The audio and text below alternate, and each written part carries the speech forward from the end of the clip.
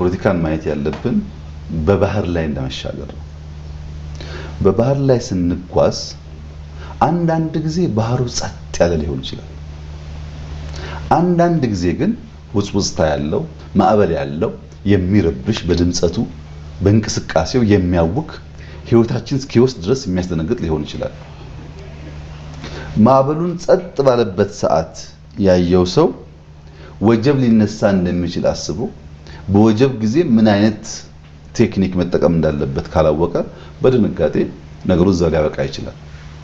ወጀቦች ማዕበሎች ግን ሁሌ ገዳይ ሁሌ አጥፊ ብቻ አይደሉም። አንዳንድ ጊዜ ወደምንሄድበት አቅጣጫ ከኋላ የሚገፋ ነፋስ ሆኖ ካሰብነው ጊዜ አፍጥኖ ያደርሰናል። ያ የመጣው ማዕበል ምን አይነት ነው የሚለውን ማስተዋል ያስፈልጋል። ይህ ለውጥ በዓለም ላይ ከፍተኛ ውዳሴ፣ ከፍተኛ ምስጋና፣ ከፍተኛ ድጋፍ ካስተናገዱ በጣም ጥቂት ለውጦች በአፍሪካ ውስጥ አንዱ ነው።